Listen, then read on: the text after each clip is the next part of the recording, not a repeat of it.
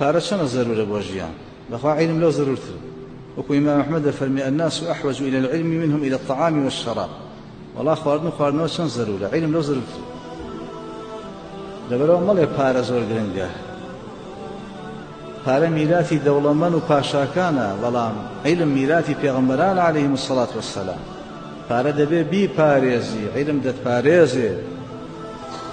پارە ناتوانێت زاڵ بێ بەسەر عیلمە عیلم بڕیارەدان پارێ چۆن پێیاکرێت چۆن خەرجەکرێت